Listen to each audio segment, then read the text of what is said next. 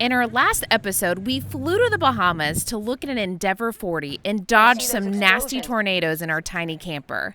Since then, we spent a week in Miami for a live-aboard crash course and coastal cruising and visited a U.S. sailboat show in Annapolis, all while looking for the right boat for us. In this episode, we find that sailboat and prepare for an adventure of a lifetime. Join us in this altered course.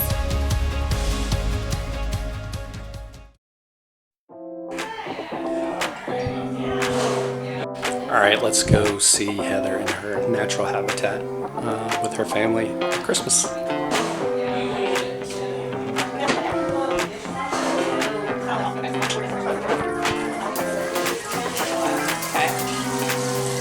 Hi. Good morning. What you doing? It's Christmas. And what's Christmas if we ain't doing dishes? What's that gonna? You want a cappuccino? Yeah, let's do it. Okay. Cappuccino. Oh, that looks good. Here, take this one. As the year is coming to a close and we celebrate Christmas with family in South Carolina, we are still on the hunt for a cruising sailboat. We are searching Yacht World daily and make plans to see the next batch of listings. This time around, Randall will weed through the overblown listings by flying to Florida to see up to 4 boats, with a keen eye on 2. It's Round 2. And so we are heading to Panama City to look at a Tartan 3800 or 38-foot Tartan and a Pensacola to look at a 42-foot Sabre. While there are a number of things we liked about specific boats, there are 5 characteristics that we're looking for our next cruising sailboat. Number 1, we were looking for a boat that could be safely handled by Heather and I, and preferably at times just by one of us. We were also looking for a boat that was in great condition, as close to sail-away condition as possible.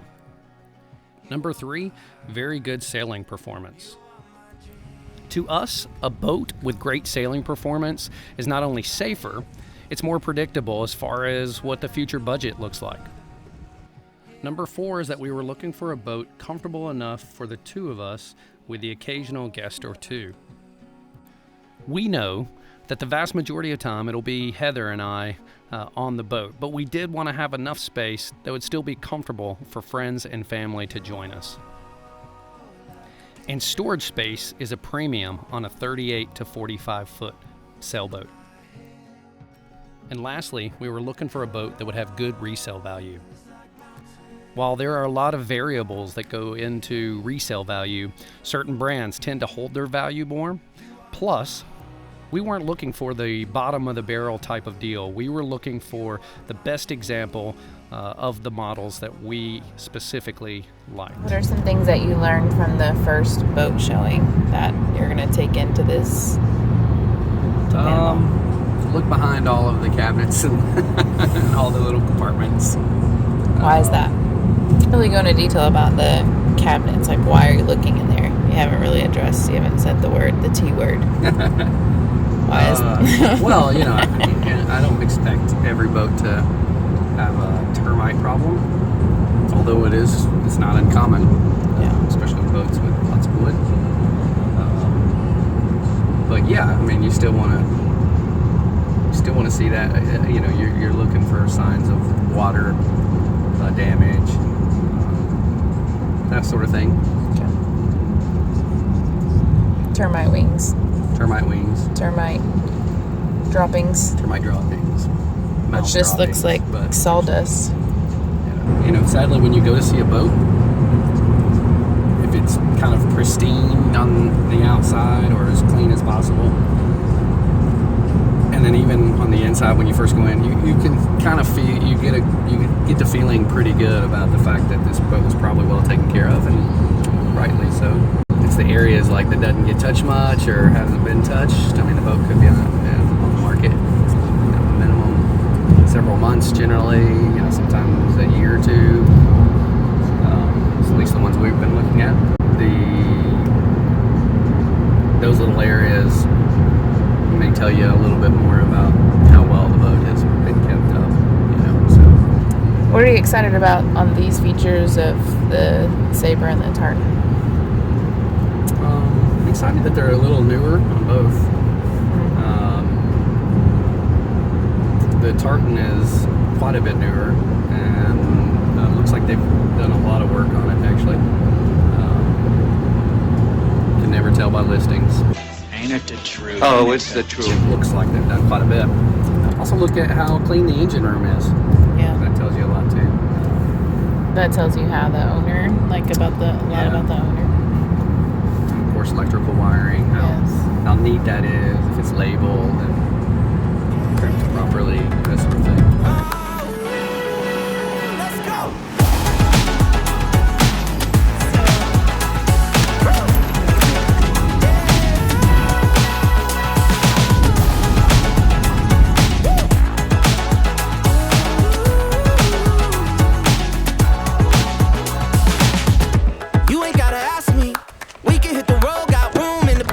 So I've landed in Panama City Beach. Heather is still in Nashville. So we are checking out a couple of boats today. And of course, the first thing I had to do after picking up the car is grab a little bit of coffee.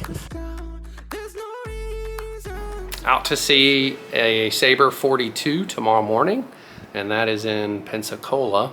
So I'm excited to see that boat. It's got a lot more equipment.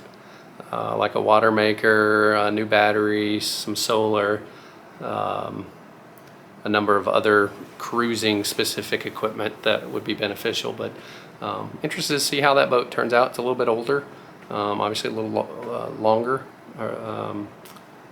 but similar in build quality, and also just overall the Sabres and the Tartans look pretty similar as far as the design and build quality. The cabinetry looked pretty similar. So yeah, so excited to go see the Sabre 42.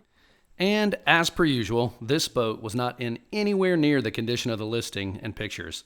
Several hatches were broken and had been out at the mercy of the elements. Considerable amount of water and oil in the bilge. The deck was in need of some work. Overall, it would have been more of a project than we were looking for. So I hopped into the car, drove back to Panama City to check out a 1998 Tartan 3800. To be completely honest, I had a good feeling about this one. Moving forward, I got the word and I got you. There was a song they were singing, there was a window. There were a couple things I really liked about the Tartan. One is the layout of the boat overall. For a 38-foot boat, it seems to take advantage of a lot of the space without being too, I guess, beamy, without giving away also too much performance and giving away too much storage. It's a nice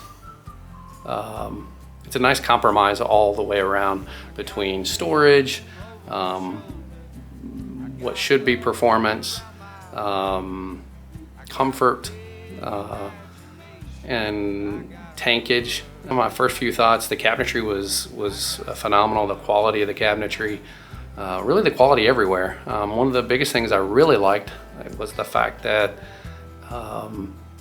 there were so many inspection ports. There were so many areas where you can inspect the hull, you could inspect the chain plates. It was really well thought out as far as, hey, where can I get my head or a camera in to inspect the deck to hull joint, those kind of areas. So really, really cool to be able to see that. Had a really, really dry bilge. Engine had about just under 5,000 hours on it, but was very clean. I took downtime out onto the St. Andrew Bay on my 40th birthday. The wind was blowing 12 to 15 knots, and this boat loved every minute of it. I'm not gonna lie, so did I.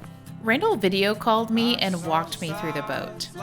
It was gorgeous, and I could hear the excitement in his voice, and I just knew that this was the boat. We made an offer, hauled the boat for a survey, and she passed with flying colors. And as slow as this last season had been, things were starting to pick up. And within a week, we had moved almost everything important to us onto the boat, got everything we could off the camper, got the camper ready, and sold the camper. This is where our plans ended, and the adventure was just beginning. It was February, and if we were going to salvage the rest of the cruising season, we had to get Downtime ready to live aboard, set out on a shakedown cruise, and fix everything that will pop up. Oh, and after that, cross the Gulf of Mexico.